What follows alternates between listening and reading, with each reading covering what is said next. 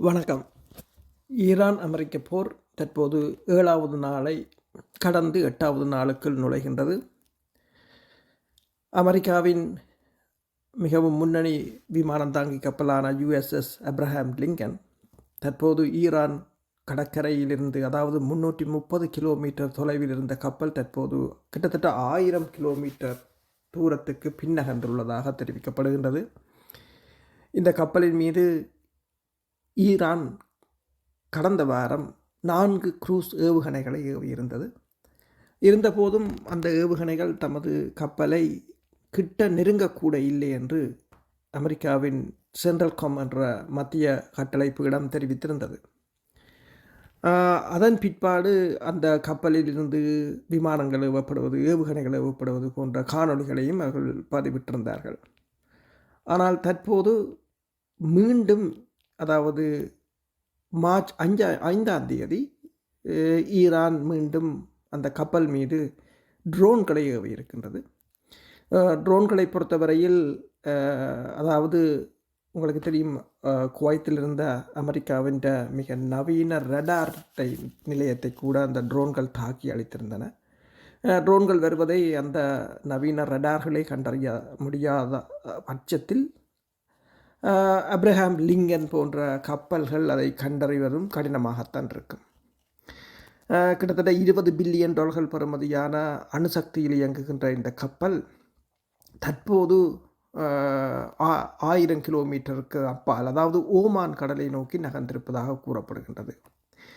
இருந்தபோதும் ஓமான் கடலில் இருக்கின்ற அந்த கப்பல் மீது மீண்டும் ஈரான் இன்று தரையிலிருந்து கடலுக்கு ஏவுகின்ற ஆன்டிஷிப் மிசைல்ஸ் என்று சொல்கிறது. 100 வகை மிசைல் என்று சொல்லலாம். இல்லை என்று சொன்னால் அதனை காதர் C802 என்று சொல்லலாம்.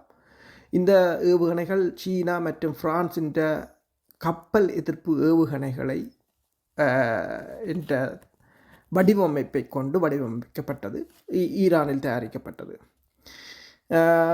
அமெரிக்க படையினர் தமது கப்பலுக்கு சேதமில்லை என்று தெரிவித்தாலும் அந்த கப்பல் தற்போது 1000 மைலுக்கு 1000 கிலோமீட்டருக்கு அங்கால் நகர்ந்திருப்பது கப்பலுக்கு பாதுகாப்பில்லை என்பதை இந்த அதாவது ஈரான் தாக்குதல்களிலிருந்து கப்பல் தன்னை பாதுகாக்க முடியாது என்பதை காட்டுவதாக கூறப்படுகின்றது. ஏனென்றால் விமானங்களை அதிக தொலைவிலிருந்து இயக்குவதென்றால் அதற்கு டேங்கர் வேண்டும், அந்த விமானங்களுக்கு, போர் விமானங்களுக்கு எரிபொருளை நிரப்புவதற்கு. எனவே தான் இந்த கப்பல் ஈரான் கரையிலிருந்து 300 கிலோமீட்டர் தொலைவில் தரித்து நின்றது. என்னென்று சொன்னால் இலகுவாக ஈரானுக்குள் சென்று குண்டுகளை வீசிவிட்டு வரலாம். ஆனால் இப்போது 1000 கிலோமீட்டருக்கு அங்கால் நிற்பதால் இனி ஈரானுக்கு இலகுவாக வந்து குண்டுகளை வீச முடியாது என்று தான் கூறப்படுகின்றது.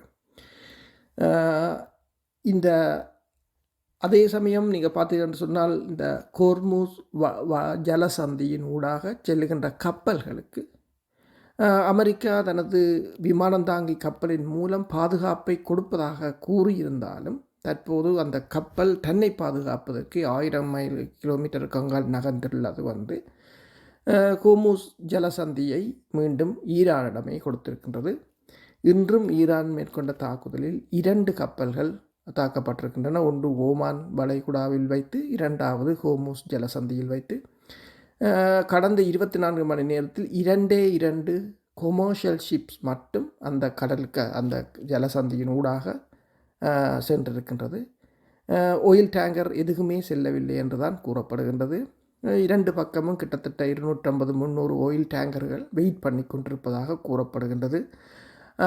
பெருமளவான காப்புறுதிகள் அதிகரித்ததால், இன்சூரன்ஸ் அதிகரித்ததால் பல காப்புறுதி நிறுவனங்கள் இந்த கப்பல்களை தொடர்ந்து தங்கள் காப்புறுதி பட்டியலில் வைத்திருந்தால் தாங்கள் பேங்க்ரப்ட் ஆக வேண்டிய ஒரு நிலை வரும் என்பதற்காக 7 நாள் நோட்டீஸுடன் பல கப்பல்களுக்கான காப்புறுதிகளை நீக்கிவிட்டதாகவும் கூறப்படுகின்றது. அதே சமயம் தற்போது 8வது நாள் ஆரம்பிக்கின்ற நாளில் மீண்டும் ஈரான் பக்தாத்தில் இருக்கின்ற அமெரிக்க தளம் மீது, குவைத்தில் இருக்கின்ற விக்டோரியா தளம் மீது, மற்றது ஈரானில் இருக்கின்ற ஈராக்கில் இருக்கின்ற அமெரிக்காவின் எண்ணெய் சுத்திகரிப்பு நிலையம் என்பன மீது தாக்குதலை நடத்தி இருக்கின்றது. சவுதி அரேபியாவிலும் வெடிப்பு அதிர்வுகள் கேட்டதாக கூறப்படுகின்றது. சவுதி அரேபியாவை பொறுத்தவரையில் சவுதி அரேபியாவின் அமெரிக்க தளத்தின் மீது மேற்கொள்ளப்பட்ட தாக்குதலில் தாட் ஏவுகணையை வழிநடத்தும் AN/TPY-2 என்ற ரடார் தொகுதி அளிக்கப்பட்டிருப்பதாக அமெரிக்காவை தளமாக கொண்ட ஊடகங்கள் தெரிவித்திருக்கின்றன. ஏறத்தாழ 500 மில்லியன் பெறுமதியான இந்த ரடார் தொகுதி அளிக்கப்பட்டிருக்கின்றது. அதே சமயம் அதாவது இந்த தாக்குதலை தொடர்ந்து ஈரானுக்கு தாங்கள் ஒரு தரை தாக்குதலை ஆரம்பிக்கப் போவதாக அமெரிக்கா தெரிவித்திருக்கின்றது. அமெரிக்க அதிபர் அதை கூறினாலும் தற்போது அமெரிக்காவின் 82வது ஏர்போர்ன் டிவிஷன் வான் நகர்வு படையணி, அந்த படையணி rapid deployment and special ground operation என்ற இரண்டுக்கும் மிகவும் பயிற்சி பெற்ற டிவிஷன். அந்த டிவிஷன் தனது பயிற்சிகளை நிறுத்தியிருப்பதாக வாஷிங்டன் போஸ்ட் தெரிவித்திருக்கின்றது. அதாவது அந்த டிவிஷன் தரை தாக்குதலுக்கு களமிறக்கப்படலாம் என்று அது தெரிவித்திருக்கின்றது. அதே சமயம் NBC செய்தி நிறுவனத்துக்கு ஈரானின் வெளிவிவகார அமைச்சர் அப்பாஸ் அரக்ஷி தெரிவித்த கருத்தில் தாங்கள் அமெரிக்காவின் இந்த தரைப்படையை எதிர்கொள்ள தயாராக இருப்பதாகவும் அந்த படை அதாவது தரை இறக்கத்தை தாங்கள் எதிர்பார்த்திருப்பதாகவும் அவ்வாறு ஒரு தரை இறக்கம் ஏற்பட்டால் ஒரு மாதத்துக்கு 30,000 படையினரை கொல்ல முடியும் என்றும் மேலும் 30,000 பேரை தாங்கள் கைது செய்ய முடியும் என்றும் அவர் தெரிவித்திருக்கின்றார். தங்களுக்கு அதை பற்றி தங்கள் படையினர் இதற்கும் தயாராக இருப்பதாகவே கூறியிருக்கின்றார். அதே சமயம்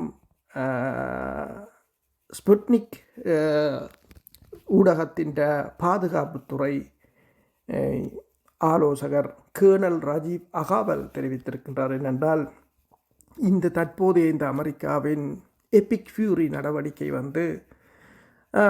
அதாவது மத்திய கிழக்கில் மேற்காசியாவில் அமெரிக்காவின் பாதுகாப்பு அம்பர்லா என்ற பாதுகாப்பு குடை என்ற அந்த குடையில் பல ஓட்டைகளை ஏற்படுத்தி இருப்பதாகவும், அதாவது அவர் கூறுகிறார் என்று சொன்னால், இனி வரும் காலங்களில் இந்த அரபு நாடுகள் அமெரிக்காவின் விலை உயர்ந்த ஆயுதங்களை வாங்கப் போவதில்லை என்றும், அதே சமயம் அவர்கள் அமெரிக்க படையினர் தங்கள் நாடுகளில் இருப்பதை கூட அவர்கள் இனிமேல் விரும்ப மாட்டார்கள் என்று சொல்லியும், என்றால் இந்த தாக்குதலில் ஈரான் அமெரிக்காவின் எல்லா ஏவுகணைகளையுமோ அல்லது நவீன ரடார்களையோ நவீன கப்பல்களையோ எல்லாவற்றையும் இலகுவாக ஊடுருவ முடியும் என்பதை தொடர்ச்சியாக காட்டிக்கொண்டிருப்பதுதான் இந்த அமெரிக்க ஆயுதங்களின் வீழ்ச்சிக்கான காரணம் என்று கூறப்படுகின்றது. அதே சமயம் போர் இப்படியே தொடர்ந்து கொண்டு போனால் அமெரிக்காவிடம் இருக்கின்ற எரிபொருள் கையிருப்பு கூட தற்போது 415 மில்லியன் பேரல்கள் ஆயில்கள் தான் அமெரிக்காவிடம் இருப்பதாகவும், அது ஏறத்தாழ 20 நாட்களுக்கு போதும் என்றும், அமெரிக்காவின் ஃபுல் கெப்பாசிட்டி என்று பார்த்தால் 714 மில்லியன் பேரல்கள் இருக்க வேண்டிய இடத்தில் இப்போது 415 மில்லியன் பேரல்கள் தான் இருப்பதாக கூறப்படுகின்றது. எல்லோரும் இப்போது ரஷ்யாவை நோக்கி எண்ணெய்க்காக ஓட வேண்டிய ஒரு காலம் ஏற்பட்டிருக்கின்றது. அதே சமயம் கட்டாரின் எனர்ஜி மினிஸ்டர் கூறியிருக்கின்றார், இன்னும் 2 வாரங்களுக்கு இந்த ஹோர்முஸ் ஜலசந்தி மூடப்படுமாக இருந்தால் எண்ணெய் $150 அதிகரிக்கும் என்று. ஆனால் இன்னொரு ஆய்வு கூறுகின்றது, எண்ணெய் சில சமயங்களில் $250 அதிகரிக்கலாம். தற்போது $89 இருப்பது. ஏனென்றால் கட்டார் தனது LNG என்ற லிக்விட் நேச்சுரல் கேஸை நிறுத்திவிட்டது. அதேபோல் சவுதி அரேபியாவும் தனது எரிபொருள் சுத்திகரிப்பை நிறுத்திவிட்டது. UAE நிலைமையும் அவ்வாறு தான். இவை நிறுத்தப்பட்டால் அவற்றை மீண்டும் இயக்குவதற்கு மாதங்கள் செல்லலாம் என்று CNN தெரிவித்திருக்கின்றது.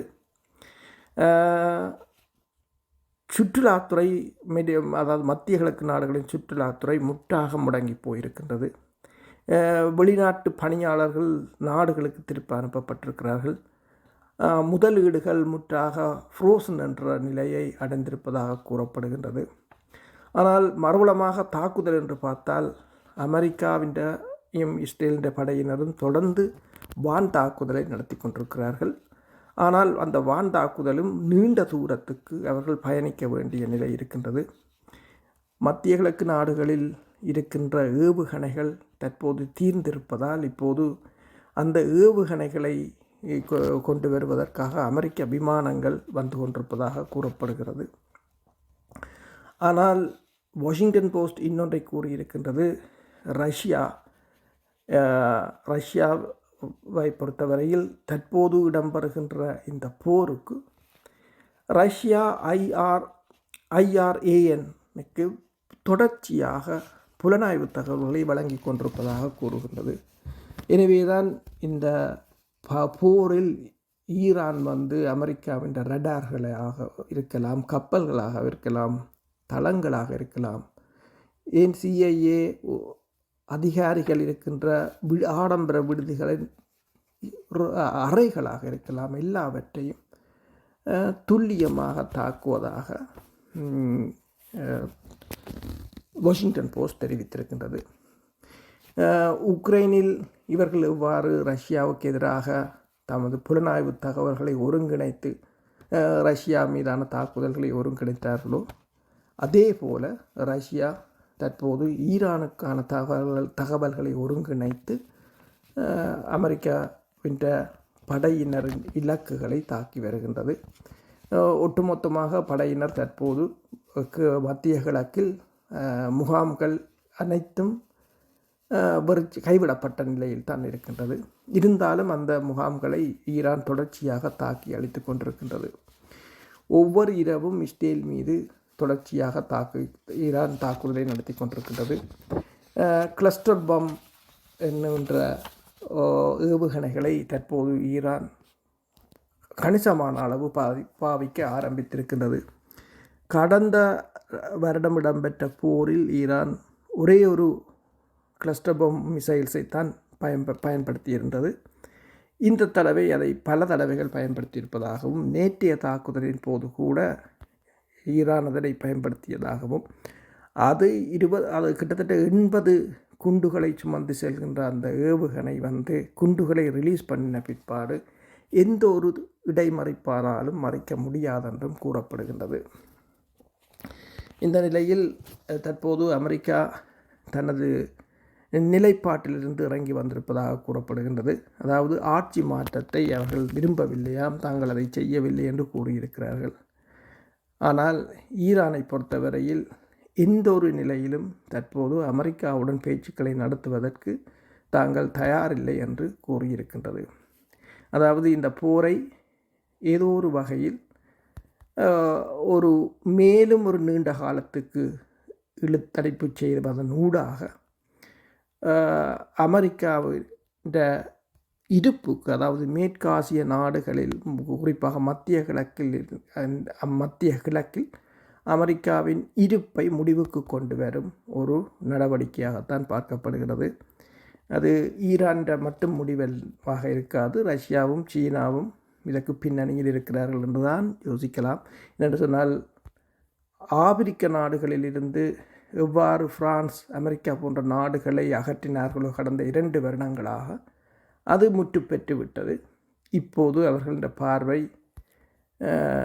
மேற்காசிய நாடுகளை நோக்கி திரும்பி இருக்கின்றது. அதாவது இந்த போர் எந்த வடிவத்தில் முடிவடைந்தாலும் இந்த போருக்கு முந்தைய நிலையில் தற்போது இருந்த உலக ஒழுங்கு மீண்டும் மேற்காசியாவில் ஏற்பட போவதில்லை என்பதுதான் உண்மை. நன்றி.